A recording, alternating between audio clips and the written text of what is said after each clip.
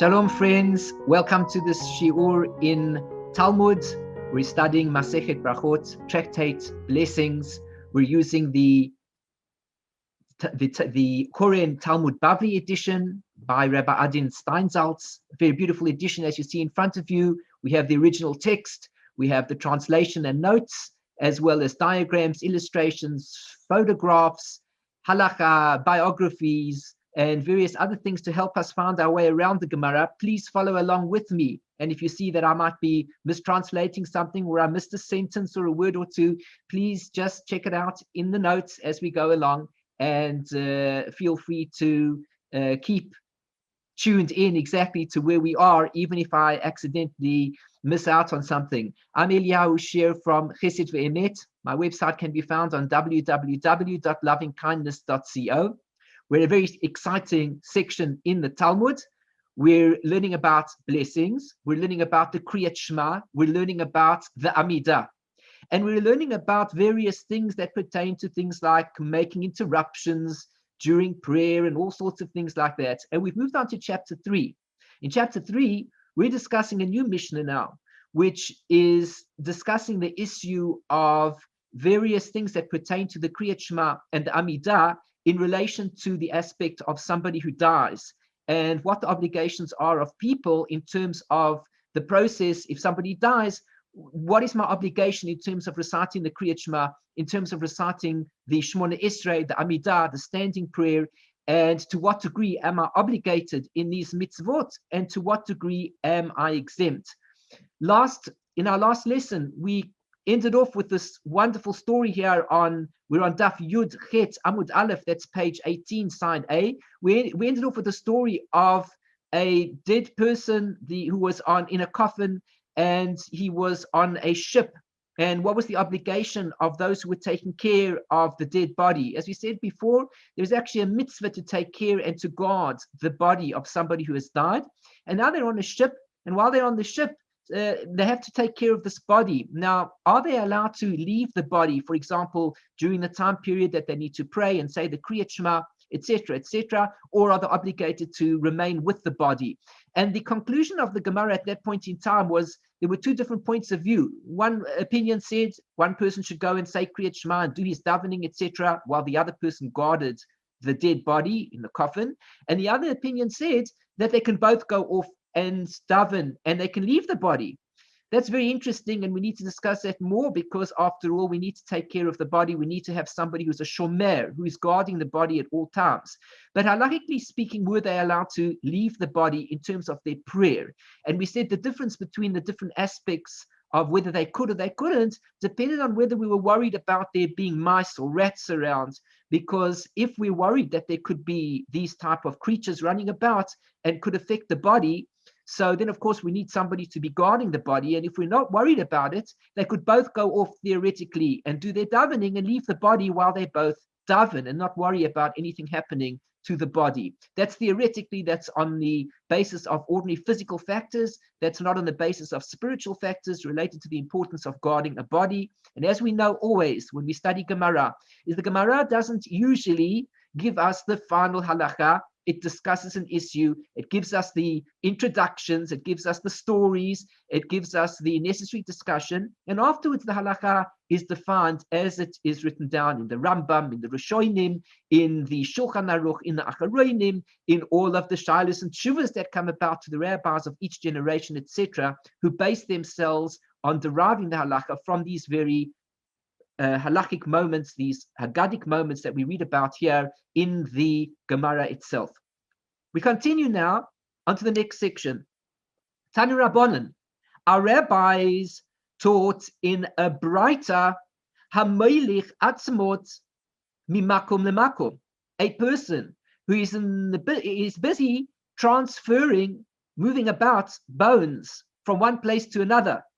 Somebody died, and we have bones to transport from one place to another. Of course, we don't take it in one of the large vehicles that we have today with the air conditioning running through it and all these different things. How did people transport the bones of a person who had died? So the Gemara is addressing the issue. What do we do? Hare ze lo yitnem b'disakya. A person, behold, a person should not place the bones into what's called a disakya. And as we'll see later on over here on the bottom of the page, as I said to you, the beauty of learning from this particular edition is that there are also diagrams, photographs, etc., that give us insight into what the Gemara is speaking about. This in front of us is the disakaya. This is the saddle container where they would place various things when they were on a journey. So here was the donkey, and they placed this type of saddle container with two containers next to it on either side. They'd put all their things in, and off they would go off on their journey. So if one had the bones ready to be transferred, obviously not a person's body, but they were transferring the bones themselves, they would simply just place the bones inside this saddle, the saddle container, whatever we call it, a saddle bag, and they would transfer it in this way. So it says in the Gemara that lo yitnem b'disakia, don't put them into the saddle bag. V'yitnem al gabei chamor, and then afterwards put them on top of the donkey. V'yirkav alehem, and then afterwards you're going to go for your journey with the bones in this bag on the donkey. Why? Because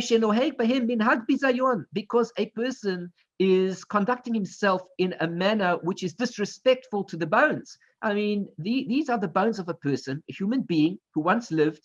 And now what we're doing is we want to transfer them from A to B. We take the bones, so to speak, we dump them into these two containers, the saddle bag, and off we go on our journey. It seems a little bit disrespectful. So the Gemara says, don't do it that way. If a person was afraid because of non-Jews, or mitnei listim, or on account of robbers, thieves along the way, bandits, mutar, it is permissible. Well, of course, because at this point in time, we need to do everything that we can to take care of the bones, to bring them to the destination, and to be as honorable to them as we can. Better that there's more honor associated with taking the bones and bringing them to a place where a proper burial will take place than just simply leaving the bones somewhere else. And what other way are we going to do it? This seems to be the best way at this point in time.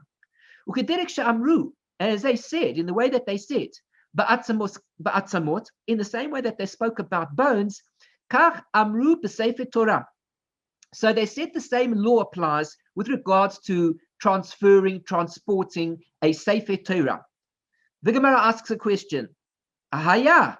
Ahaya is a key word in the Gemara, and it means to which part of the previous section does this apply? When it says that we're speaking about, so too they said with regards to a Sefer Torah, which one were they speaking about? Were they speaking about the fact that you should be careful not to place the Sefer Torah into the disakia? Is that what they were saying?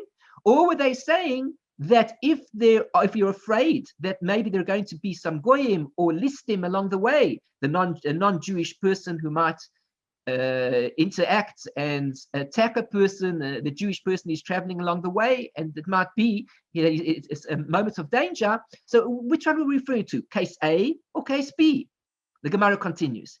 If you want to say that we're talking about the first section, you know why when you say with regards to the bones, we also speak about the Sefer Torah. This is speaking about don't place the Sefer Torah in the disakia because this is not honorable. So the Gemara answers, Pita. Well, that's obvious. Nobody would think about putting the Sefer Torah into the disakia because, of course, that's dishonest. Therefore, when the Gemara said the words what was it speaking about? We just continue in that section. Is it that a Sefer Torah is any less important than the bones? But rather, the Gemara over here was speaking about the second part of the teaching, which says over here, if a person is worried about being attacked, let's say, or there could be non-Jews along the way who are going to stop him and find out what it is, and who knows what's going to happen, or alternatively, if they know that the Sefer Torah is there or whatever, or alternatively, there are going to be bandits along the way, then of course, one must do everything that one can in order to bring the Sefer Torah from A to B. And so even though it is disrespectful, but if a person is afraid that maybe there are going to be some goyim or listim along the way, so then of course, he may certainly place the Sefer Torah into the Disakia. The Gemara continues. Well, let us just read the notes over here. One who transports bones from place to place, one who transports the bones of the deceased, should not ride upon them. However, as long as he does not sit on them, he is permitted to place them on the animal that he is riding, says the Tosafot. And if he was transporting them through a dangerous area, he may ride directly on them, which means to say that he may even place the bones directly underneath them. Even that would be, of course, highly disrespectful to think that as a human being, and all that one is doing is placing the bones of this person underneath one's, bottom, basically. It doesn't sound very appropriate, very respectful. But of course, one is doing it for the sake of the higher mitzvah, to bring the bones ultimately to burial, rather than being attacked and finding oneself in a worse situation where the bones are simply discarded by these dangerous thugs. And that will be even more disrespectful to the person's bones than the previous case, as we mentioned before. One who transports a Torah scroll. Listen to this beautiful idea. One who travels from one place to another with the Torah scroll must not place it in a sack on the donkey's back and ride on it. Rather, he should hold it on his lap, opposite his heart. The correct way of transporting a Sefer Torah where possible is always to hold the Sefer Torah in one's arms and not just to simply dump it somewhere. If he fears bandits, he may ride on it. Even in that case, halakhic authorities disagree whether or not it is permissible to sit directly on top of the Torah scroll. Some hold that it is preferable that the Torah scroll be stolen rather than have it treated with disrespect, says the Bach, while others disagree, says the Shach. In dangerous circumstances, all necessary steps are permitted, ruled there in the Shulchan Aruch Orach Chaim. You can check out the reference for more details. Very beautiful ideas, practical ideas. These are ideas that come up on a constant basis, the ideas of transporting a Sefer Torah. Perhaps, for example, a person is making aliyah and he needs to take a Sefer Torah with him. Well, in the old days, of course, they would place it on the donkey's back, or alternatively in the disakia, or alternatively, the person was holding it while he was traveling with the donkey. Later on, we had ships, and people were taking as they had to travel across the seas, they were placing the Sefer Torah in a place on the ship. And in today's times, we're going to have to place the Sefer Torah on the airplane, which means to say that one will have to contact the authorities of the particular airline and tell them the news that you have to transfer the Sefer Torah, and can they please help and assist to do it in the most respectful manner. And of course, if one flies, generally speaking, on the Israeli airlines, one will probably most likely have the support of the airlines. And if one is fortunate and the flight is not fully booked up, they may well provide an extra seat, even at no cost. I'm not advertising for anybody, and I'm not saying that is what's going to happen. I'm just saying it's highly likely. The point is, if you do have a Sefer Torah and you're coming from another country, you're going to have to bring that Sefer Torah with you, especially, in other words, if it's your own. You're making aliyah, you're coming along with your Sefer Torah, you need to make plans, and of course, to transport the Sefer Torah in the most honorable fashion possible, rather than simply place the Sefer Torah into a bag and, well, whatever happens to it along the way. One should take the Sefer Torah onto the plane with one and try to organize with the airline to have the opportunity to place the Sefer Torah next to one, and of course cover it in a talit and give it all due respect as should be done. Omar Rachava, Omar Rav Yehuda. Rachava said that Rav Yehuda said, Kol haroy hameis. We're continuing on the subject of the dead. That is the subject at hand. That's what we spoke about from the Mishnah. Somebody had died, and now what is the responsibility of reciting the Kriyat Shema or other mitzvot? Well, here we continue the subject of somebody who died. Now, Kol haroy hameis ve'eino melavehu. Anybody who is at a cemetery, listen to this beautiful halakha. Anybody's at a cemetery and he sees a dead person that's passing by. In the coffin, there's a group of people who are accompanying the coffin, accompanying the dead person to his burial place. And one sees this as one is in the cemetery, and he does not join in the procession. He does not accompany the deceased to his final resting place, so that his soul should ascend on high and all is well and great honor is given. A person who does not do this, over mishum lo eig l'rash, Cheref osehu, remember from last week, the very same expression was indeed quoted with regards to a person who found himself in the cemetery with his tzitzit hanging out, with the tzitzit moving along all the graves, touching all the graves. We said, lo eg l'rash cheref osehu.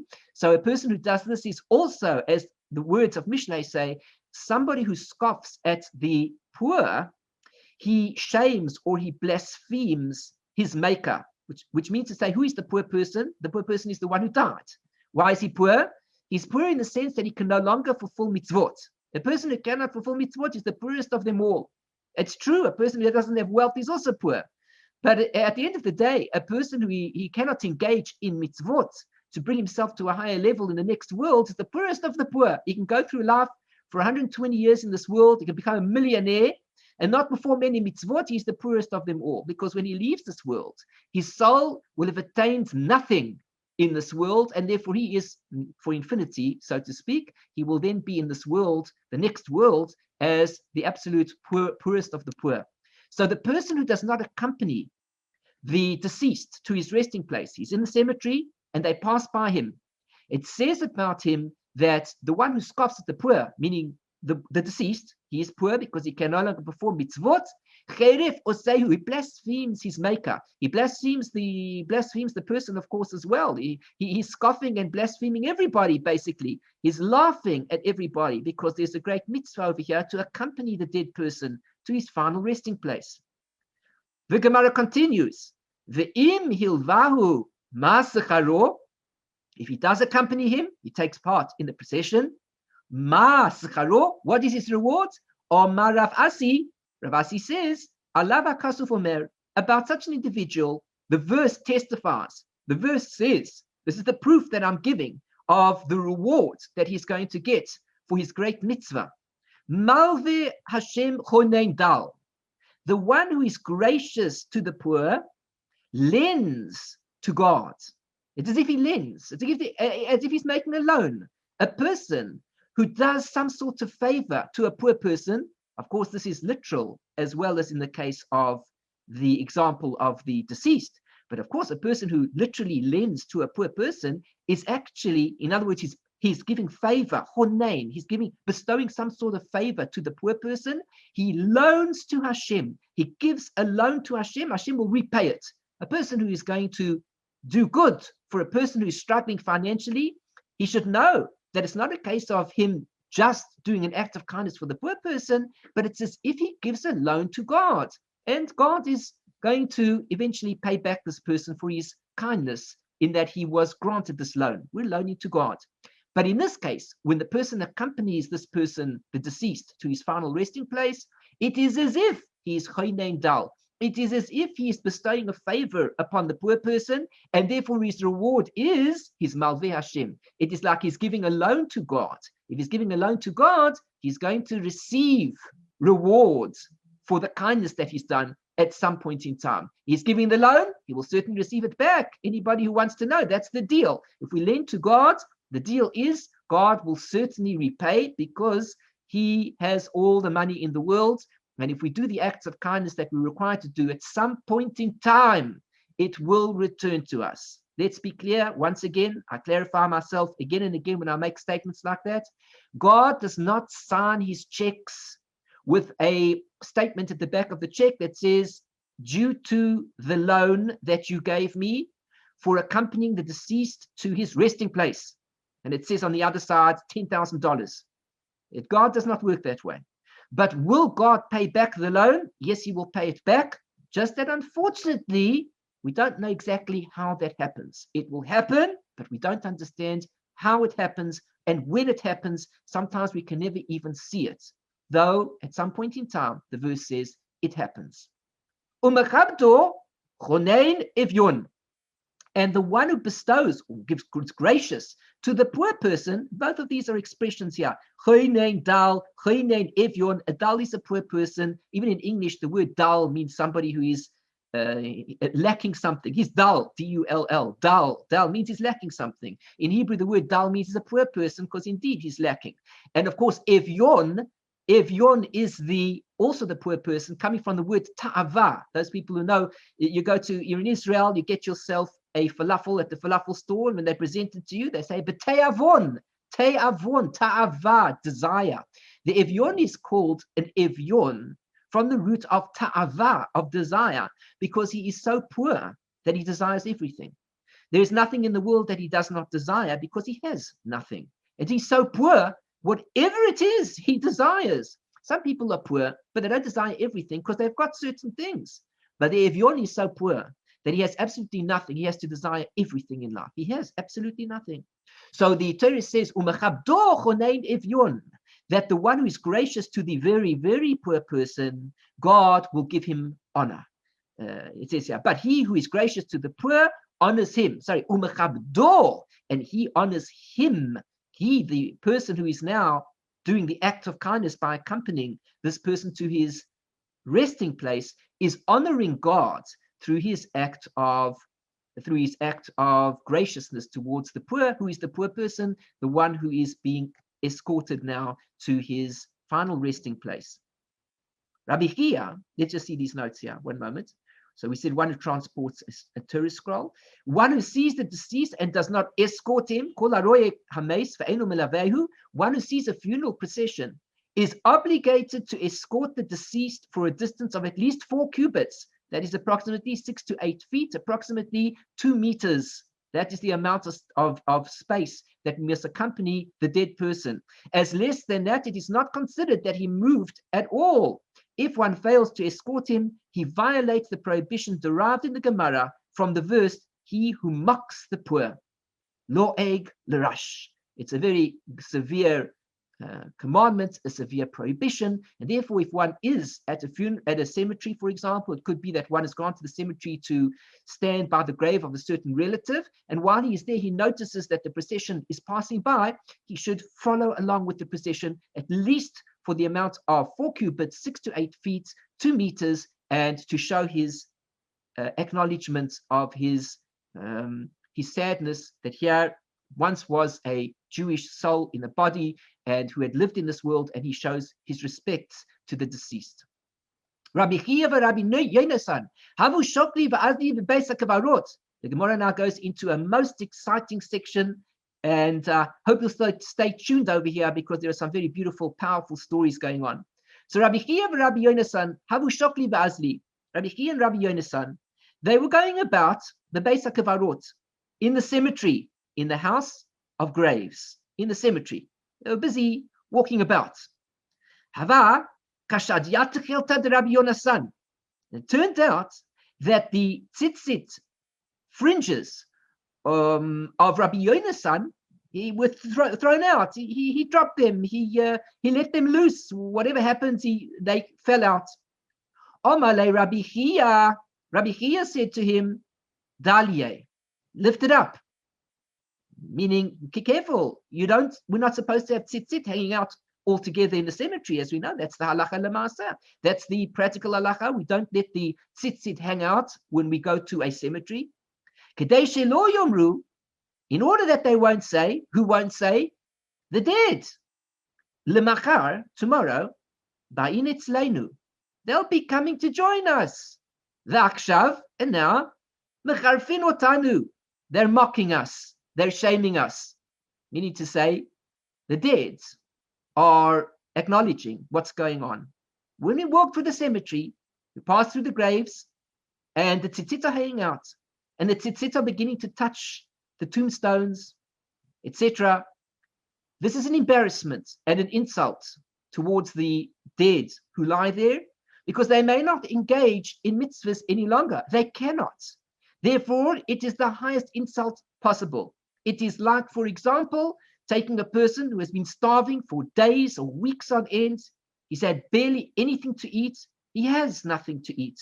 And we go up to him and we stand in front of him with a plate of food. Smells terrific. We've got a steak. We've got some vegetables on it.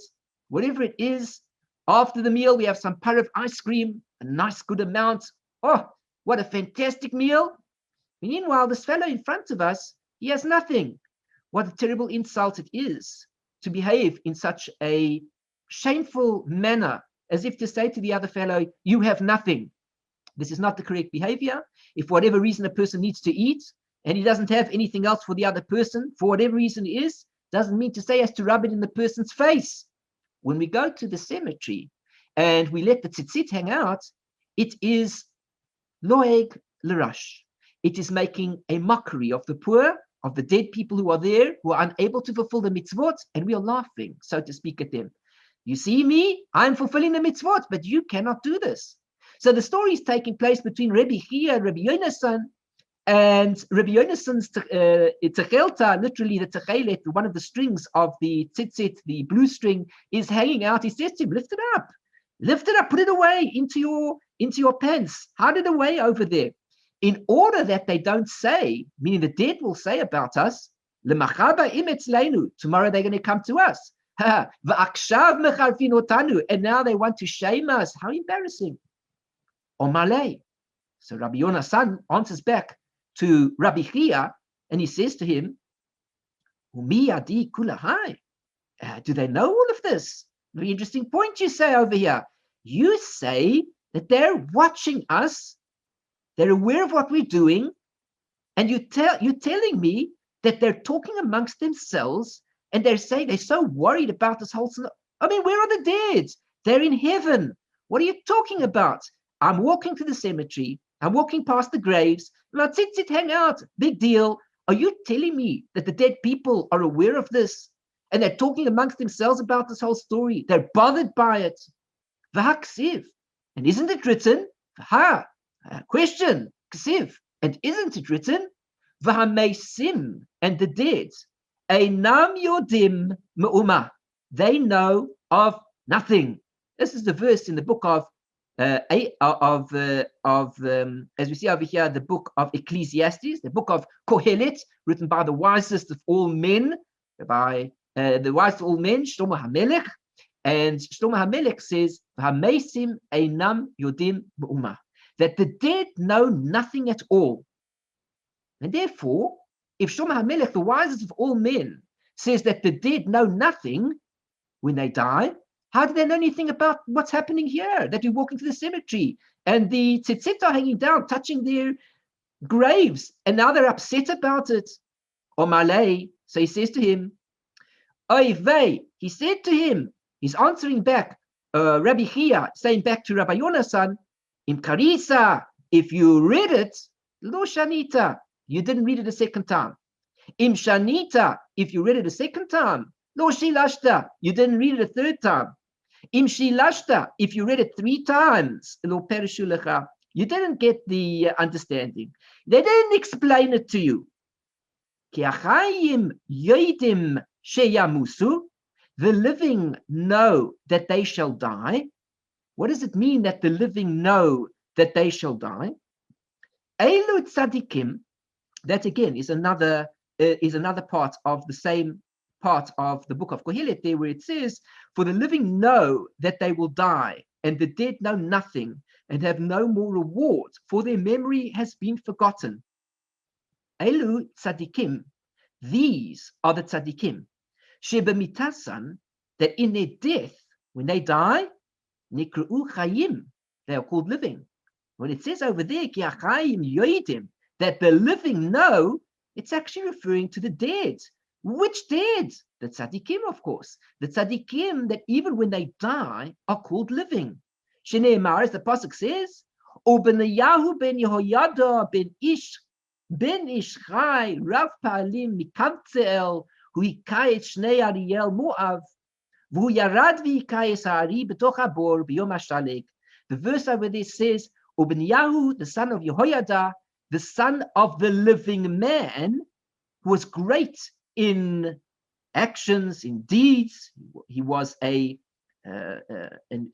valiant man, Rav Pa'alim. He was from Kamtziel. He struck 2 great warriors, let's say, of Moab, and he went down and he struck a lion that was inside a pit on a snowy day, which means to say he was certainly a great warrior. He was able to attend to fighting others, and he even went and struck a lion that was in a pit. Amazing things that he did over here. But the interesting point about the verse over here is it says, Ubenyahu ben Yehoyada. It was Benyahu, the son of Yehoyada, ben Ishchai, who was the son of the living man. Of course, the living man over here cannot be living because by this time he had already died. Let us just see the notes before we move on. The ritual fringes in a cemetery, tzitzit, bebeit hakavarot, in places where the custom is to attach ritual fringes to one's regular clothing, one may enter a cemetery with that garment, but he must make certain that the ritual fringes do not drag over the graves, in accordance with the opinion of Rabbi Chia. Nowadays, when the garment with the ritual fringes is designated exclusively for prayer, one is prohibited from wearing it in a cemetery, even if the ritual fringes do not drag across the graves. If one wears the garment beneath his clothing, it is permitted to enter the cemetery, and so is the practical halacha. If one walks, of course, into a cemetery, one must put one's tzitzit into one's pants. One must tuck it in so as not to in any way shame the deceased, the dead people who are buried there, because it is indeed an embarrassment and it's a way of mocking the poor. One who transports bones from place to place. During the Mishnaic era, burial consisted of two stages. First, the body was buried in the ground. After the flesh decomposed, the bones were removed and placed in stone sarcophagi. That is why it was common for bones to be transported from one place to another. So that's the story behind this. The saddlebag, the disakia, the language over here, the root of the word disakia is this Greek word over here, disakion, which means a double bag. D means, of course, two, two, and we have that in English as well. Die this, die that, di always means two, and sack, of course, refers to a sack, some sort of a bag. So the word sakion, which means a double bag, two bags tied together, as we see in this picture over here. We continue now on Daf Yudchet Amud Beis, page 18, side B. The Gemara explains, Ben Ishchai. What does it mean that he was the son of the living man? Atu kule olma b'nei mason inhu? The Gemara asked the question. Is that to say that the entire world are children of dead people? Which means to say only he was Ben Ishchai. He was the son of the living man. But as far as everybody else is concerned, we are all children of dead people. Ela, but rather what? Ben Ishchai. What does that mean? Even in his death, he was referred to as living, which means to say that what we speak about here is that when a person dies, he can still be aware of something. He still has life in him, and it will manifest itself in a certain way. Rav Pa'alim Mikavtzel. What does it mean that he was Rav Pa'alim Mikavtzel? That he was mighty. How do I translate it here? That he had done mighty deeds from Kabtziel. That's where he was from. Why is he called that? Because he increased and gathered workers to study Torah. He was a very great man, and he gathered people to study Torah. And he struck two Ariel of Moav. What does Ariel mean? Very interesting, because the word Ariel would mean like two great people, something to that effect.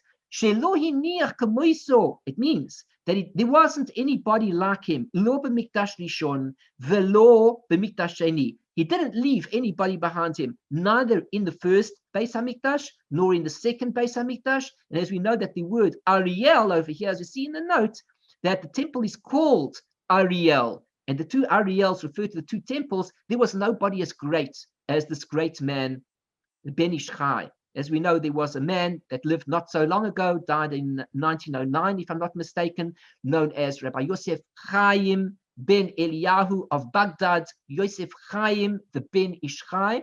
And one will note that the books that he wrote all contain these various names: Ben Ishchai, Kabtziel, Mikabtziel, Rav Pa'alim, all the books that this great Sephardi sage from Baghdad, the leader of Sephardi Jewry at that point in time, and whose influence has affected us to this day in the Sephardi world, certainly, and even in the Ashkenazi world.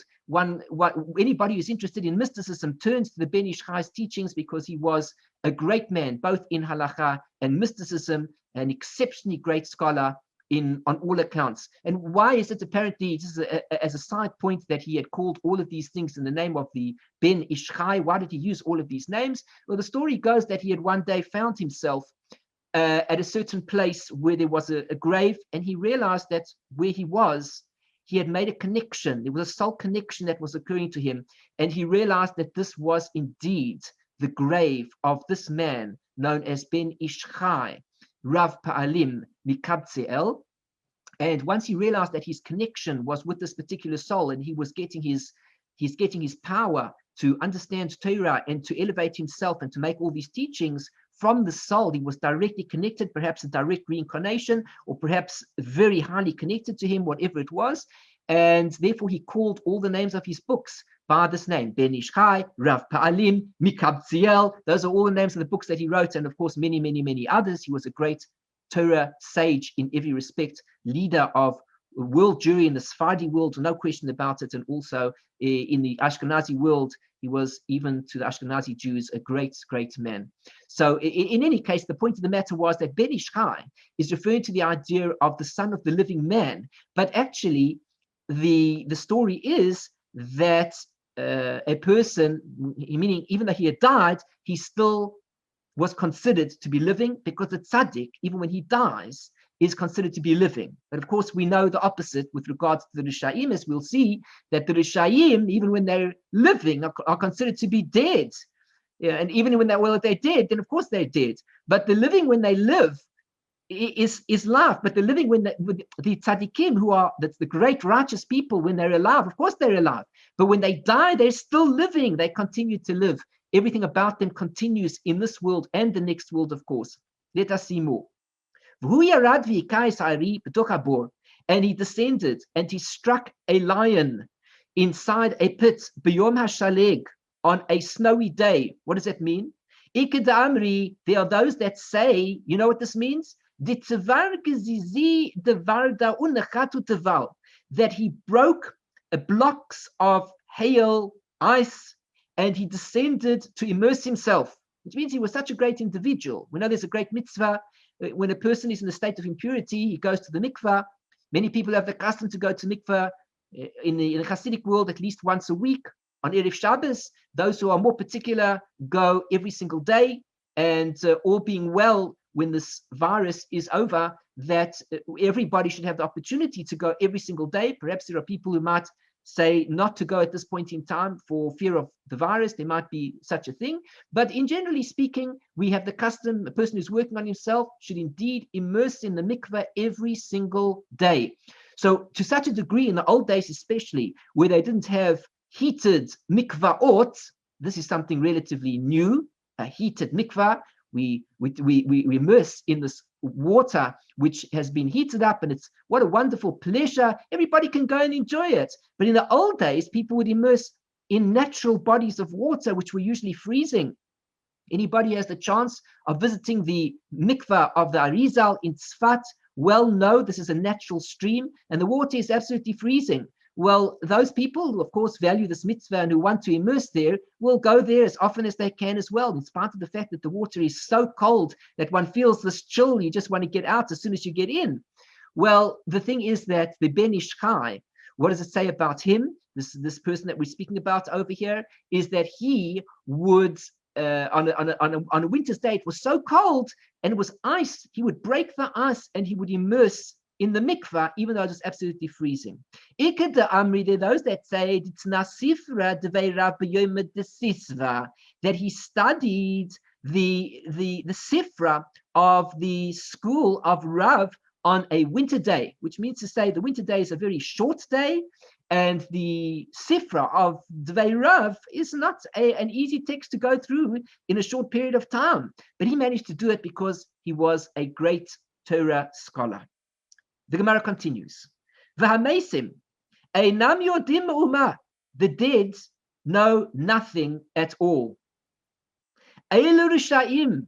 These are the wicked.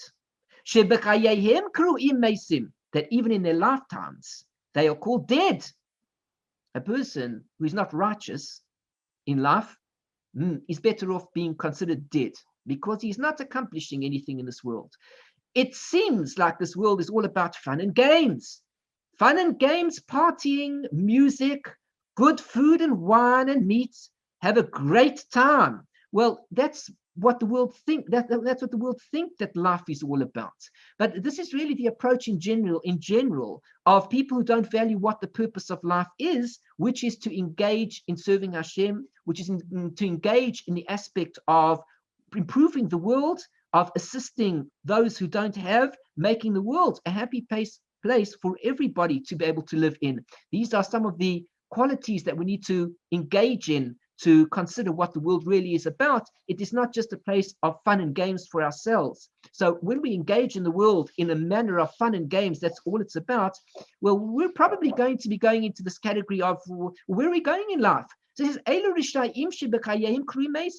the wicked, even in their lifetimes, who are not engaged in life activities, meaning things that are meaningful for this world and towards the next world, these people are called dead. Sheneemar, because it says a pasuk, here's the proof. V'ata halal, Russia, Nasi Yisrael. Here the prophet Yechezkel is referring to the king of Israel, who was a wicked man. And he says about him that, and you slain one, you evil person, the leader of the Jewish people, the prince of the Jewish people. He refers to him as a halal. Halal means you're already dead. You're wicked. He refers to him as a dead person, because since you're wicked, you're already considered dead. The by Seima, and if you like, say, I'll give you another proof. Yeah, you can clearly see that the wicked in their lifetime are really called dead, mehacha, from this verse. It says over there, al pi shnai medim, through the mouth of two witnesses, or al pi shlosha edim, or according to the mouth of three witnesses, yumat hamet, the dead person shall be put to death. They're very interesting words when we're referring to the idea of a person who's going to be liable for the death penalty. The verse does not say, according to two witnesses, you shall put this person to death. It says, and according to two witnesses, the dead person shall be put to death. Why is it saying the dead person shall be put to death? Chayhu, he's alive. Ela, but rather, hames meikara. Really, he's dead from the outset, which means to say, from the beginning, since already it shows his whole lifestyle was one that was not in accordance with Torah, was not in accordance with proper spiritual values. And that is why he's now liable for this death penalty. So the Torah says he's already considered mace. A person who is a wicked person in this world, he may as well be called mace. He has no life. But the person who is righteous, even when he dies, is called chai, is called living. The Gemara continues. B'nei Rabbi Chia nefuk lekiriyasa. Now, the sons of Rabbi Chia, they went out to the villages. Yakar lehu Talmudaihu. It happened to be that while they were busy on their journey, they forgot their studies. In those days, they didn't have printed material they could take along with them, didn't have their fancy smartphones. They put the entire Torah onto their smartphone and keep it with them. They only had basically either one or two sheets in front of them, which they might have had some notes on, or what they kept in their heads. Anyway, while they're walking on this journey, they're obviously talking amongst themselves, and they both realized they've forgotten the material that they wish to discuss. Havukai mitza'arei la'adkurei. They began to become highly distressed that they were not able to recall it. Omalei chad lechavrei. The one fellow says to the other, Yada avun b'hai tzara. Does our father know of our distress? Interesting question. They're busy walking along the way. They forget their studies. And the one brother turns to his brother and he says to him, do you think that our father in the other world feels the same distress about us that we can't remember our Torah studies? The other one says to him, Manayada. From where should he know it from? He's dead. Vaksiv. Hold on a second. Isn't it written? Yichbedu banav velo yada. The verse clearly says that when his sons will be honored and he will not know. What does that mean? It means his sons are honored, yet he shall not know it. They come to sorrow and he shall not understand them. We see over here that the dead do not know. It seems to be that the parent, in other words, has no knowledge whatsoever of what's going on in the life of the son. So far, at this point in time, the story is they're discussing an issue as to whether or not it's possible that their father might be aware of the distress that they're going through. A famous question we all have. A person who might have lost his parents, God forbid, or a relative. And he says, could it be that my parents or my relative knows what I'm going through? The sons of Rabbi Chia say, I don't think that could be correct, because according to the book of Eov, the book of Job over here, it seems to be that even when the sons receive honor, the parent has no knowledge about it in the worlds above, as if the parent has escaped to a higher world and no longer is aware of what's happening to the child in this lower world. Omale idach. So the other fellow says to him, Velo yada, doesn't he know it? V'ha kesiv, but isn't it written, Ach besaro alav yichav, but his flesh upon him has pain for him. V'nafsho alav te'eval, and his soul will mourn for him. Again, only in his flesh does he feel pain. In his soul does he mourn. This is what the book of Eov says. Meaning to say, apparently, that the dead have some awareness after they've died, that there's a certain amount of pain that they feel of their flesh. Rabbi Yitzchak, and Rabbi Yitzchak said about this whole idea, Kasha rima lemeis kamachatz bibsarachai. It is so bad is are worms to the dead person like a needle in living flesh. Very famous words, powerful statement. Rabbi Yitzchak was saying that the dead person experiences pain in his physical flesh as if, in other words, when he dies and the worms begin to eat the flesh, the dead person, although he has left his body as a soul, having left his body, still continues to feel the pain of the worms working through the flesh like needles in a living body, puncturing the body, and there's a great amount of pain. So therefore, according to Rabbi Yitzchak, it seems to be that the dead do have an awareness of things that are happening to the physical world down below. Omri, so they said, B'tza'ara didhu yadi. When the distress concerns themselves, yadi, they know about it, which means to say a person is aware of his physical body when he leaves this world, and the body goes through a certain amount of distress in the ground. A person is aware of his own distress, of what is happening to his own body. But sa'ara da'acharina lo yadi. But with regards to the stress and the distress of another, that he doesn't know. Which means to say, it seems to be that when a person passes on, he will be well aware of the pain that he himself undergoes as a body, because he's still connected with his body. In other words, whatever pain the body is experiencing inside the grave, he will continue to experience, even though he is a soul that has left the body. However, he does not concern himself whatsoever with the distress or the pain of others that he doesn't know. And that was what the whole discussion was about. The two rabbis are walking along the way, and they're asking, do you think our father might be aware of our distress at having forgotten our Torah study? He says, how would they know that? And so all these proofs come about. But ultimately, the proofs say that we are aware only of our own pain when we leave the world, but we are not aware of the pain or anything actually of what is happening to others. The Gemara continues. Fascinating Gemara this.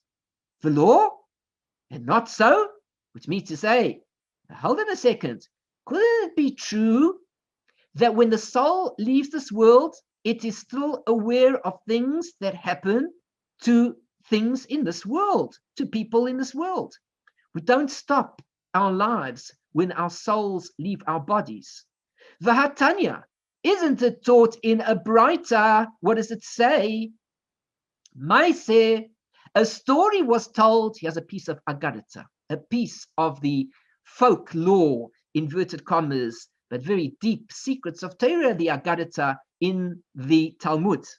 Maise b'chosid echad. There was a story about a pious man. Shenatan dinar la'ani be'erev Rosh Hashanah. He gave a dinar, a coin, to a poor person on the eve of Rosh Hashanah. Those who know well what we're talking about over here, Rosh Hashanah is the Day of Judgment. We should give charity to the poor because it's the Day of Judgment. Who knows what God is going to decree? Rahman al-Itzlan. We want good things. Therefore, we give to the poor, and we hope that through our act of charity, God will give to us too, and we'll have a year filled with blessing. So this particular chassid, he gave some money to a poor man on Erev Rosh Hashanah. B'shnei Batzoret. And it was in the year that there was years of drought. It was a problematic time. People should be careful with their money. They can only get certain things. They're going to run out of money. They're going to be in trouble. V'hiknitatu ishto. And his wife insulted him. And his wife got into a big argument with him. Many people might be aware of such a situation. He's the balabait. He happens to have the money in his pocket. Off he goes and he gives some money away. She says, well, what are we getting this Rosh Hashanah? What are we going to have to eat? What clothing are we going to have? What changes are we making? He says, I gave some money to a poor fellow. I saw he had nothing. The wife is angry. How dare you do such a thing? It's our money. Why did you give it to the poor fellow? She became very angry with her husband. V'halach, he didn't know what to do with himself. Poor fellow. He was in a bit of a argument over here, a bit of a fight going on between him and his wife. And so he left. And guess where he went to? He went to a place where maybe you could have a bit of peace and quiet. Vilan bebeis hakavarot. And of all places to go and visit, he didn't just go out into the street and relax.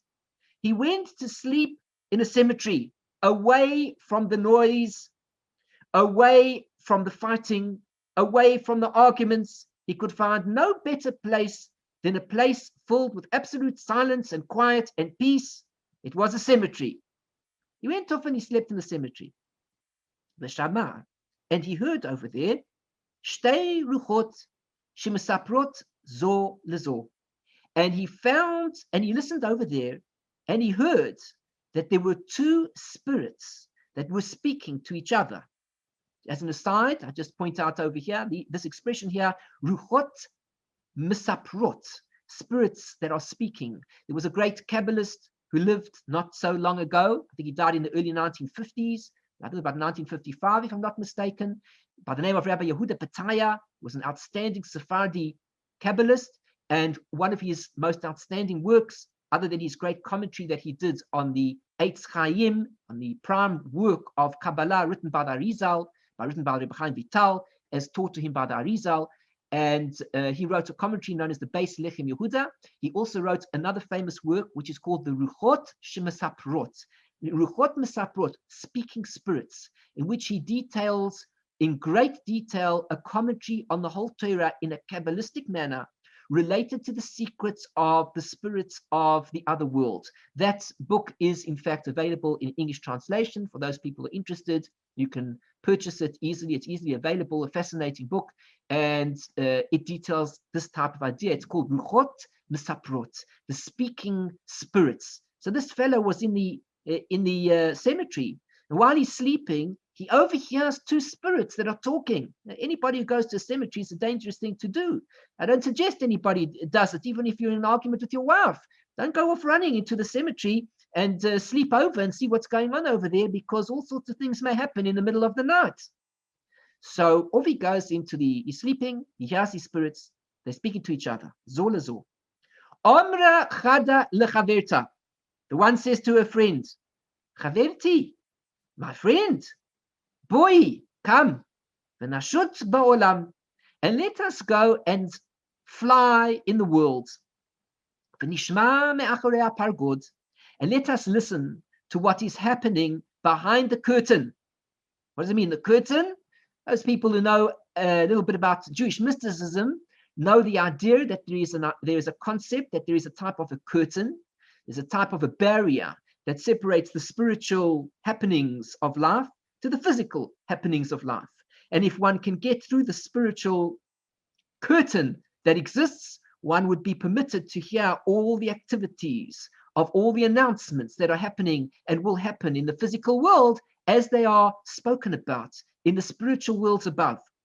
And so the friend says, let us go and fly about in the world and let us listen to what's going on behind the curtain. Ma puranot ba'al olam. What types of punishments will be coming to the world this year? Remember, it is Erev Rosh Hashanah. Rosh Hashanah is the time where the decrees are starting to be brought out as to what's going to be for the world in the coming year. Since it is Erev Rosh Hashanah, the friend says, let's go and listen behind the curtain, and we'll be able to listen in and hear about all the decrees that the physical world is going to receive in the coming year. For example, we know that this last year, the world has had a great virus that has affected the entire world. And we must realize that before the year began, a decree was issued that this virus would come into existence. And as a result, it did come into existence. I'm only speaking, of course, retroactively. I have no access to what went on behind the scenes. I'm just saying the fact that we see it in reality is a sure sign that were we given permission to listen behind the curtain, we would have heard a decree coming about that the entire world would be affected with a particular virus.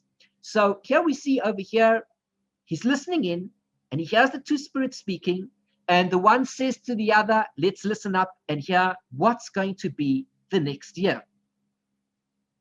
Omra la chaverta, her friend says to her, Eini yachola, I'm very sorry, I'm not able to come with you. I cannot join you.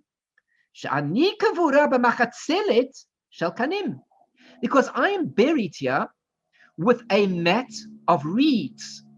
Now, this is very important to understand, but this is one of the reasons that in general, for example, in Israel, when a person dies, the person is buried directly in the ground without a coffin whatsoever. This is in order to hasten the process so that the body will decompose and the soul will be released and be able to ascend into the higher worlds as fast as possible. As we have learned in Jewish mysticism, as we can understand from the halachot that are given to us, that what we want is the speedy process to take place where the body will decompose as fast as possible. And that's why we bury into the ground. And that is why we do not have any elaborate coffins and things like that, as is the nature of the nations of the world. The dead is buried in a very beautiful coffin, and it's all plush, and it's leather, and it's soft, and it's this, and it's that, and it's the best wood possible. Nothing can break through it.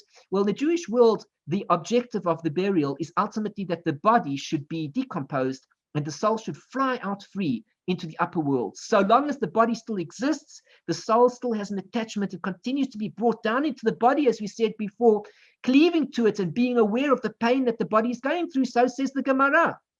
We want the process of decomposition to happen as fast as possible. Now, the problem with this particular lady is that she was buried in a mat of reeds, and the reeds had not allowed her to decompose, and as a result of that, her soul was still connecting with the body, and she was not able to free herself sufficiently to go flying about to hear what was going on behind the curtain. Ella, but she says, "Lechi at, you go, umashe at shomat, and whatever you hear, imrili, come by and tell me. I'd like to hear also. Sounds good. This is really nice. I enjoyed this conversation. We had a good time over here. I can't come with you, unfortunately. I've been buried with these mat of reeds. I cannot move from here. My body didn't decompose. I'm stuck here. I cannot move, and therefore I cannot join you. I'm very sorry." So this particular other soul, she went off, and she's flying about here and there. V'omra la chaveta, And her friend says to her, Chaverti, my friend, ma shama'at ma'achorei hapargod? Tell me, what did you hear from behind the curtain? Amrala, so she said to her, Shamati, I heard, shekol hazoreya birivi'a rishona, anybody who sows their seed for the next harvest, in other words, in the first quarter, in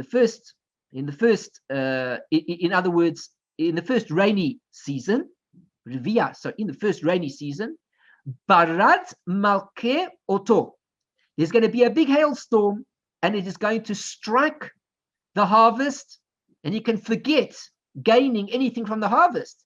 This is basically like a stock exchange.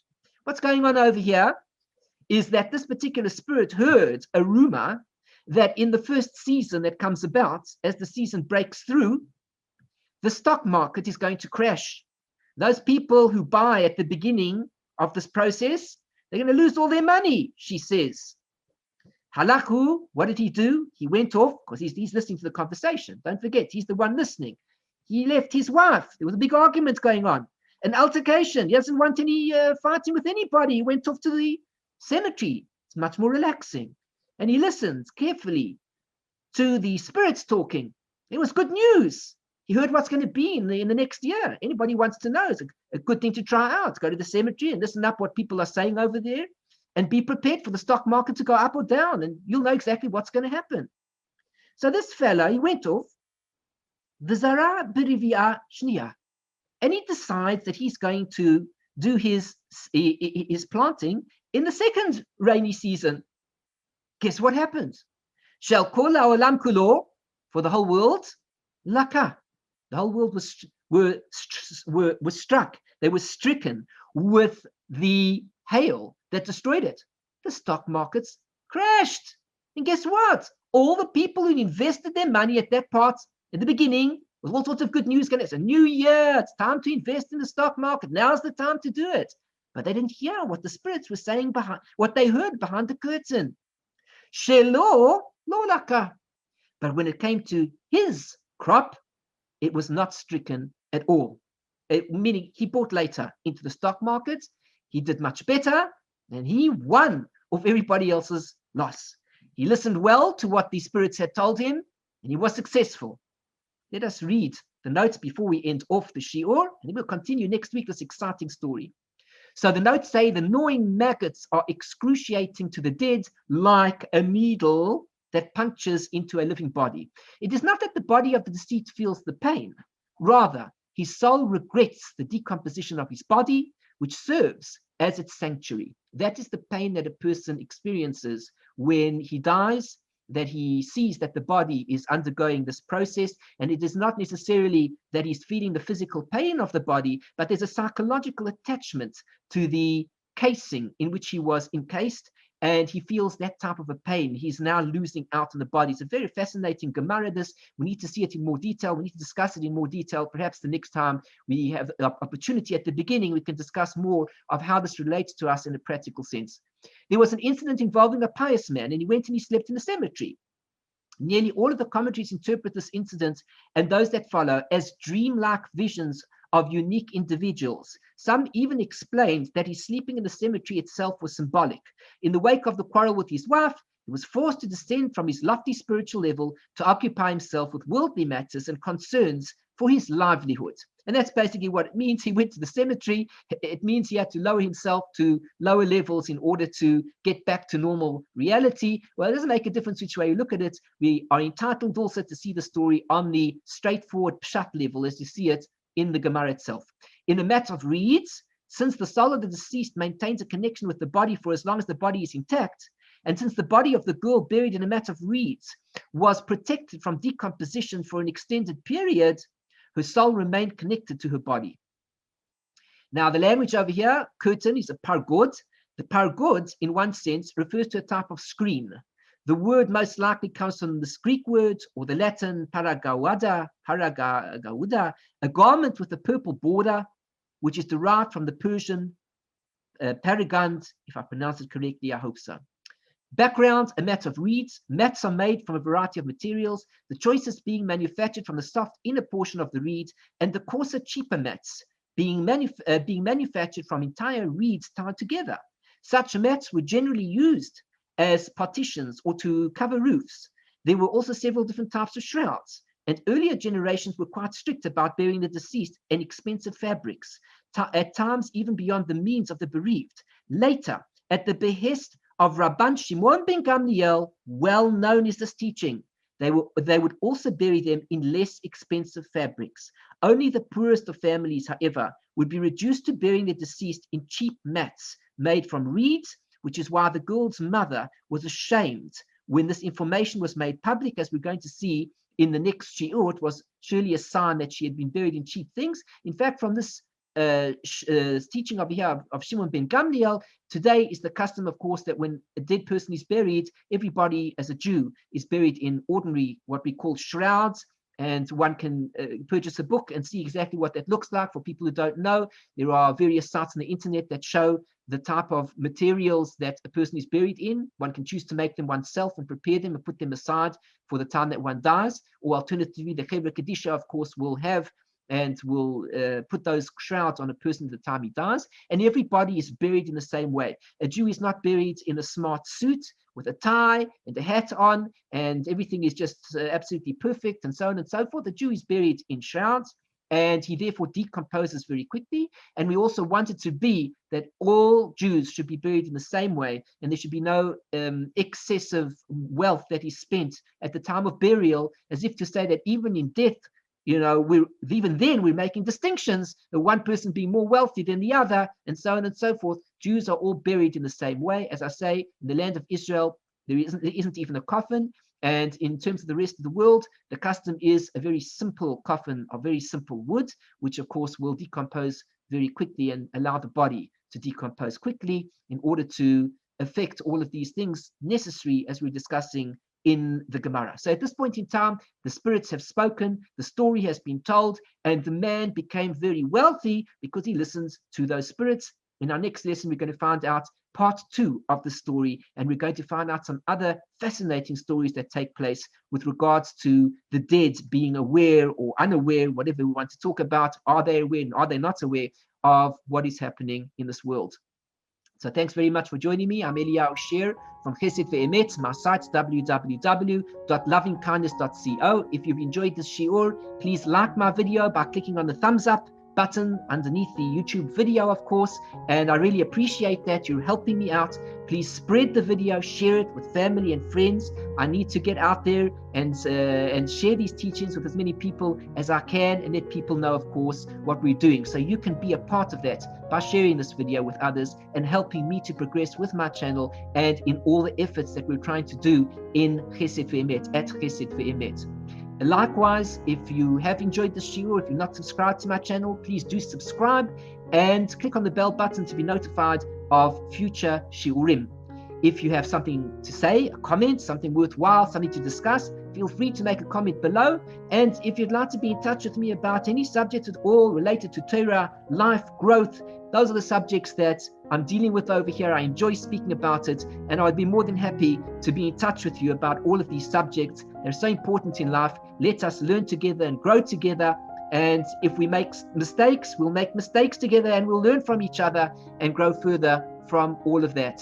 So I look forward to another shiur in the near future, and I hope you'll join me, and I wish you everything of the best. Shalom, shalom. Bye-bye.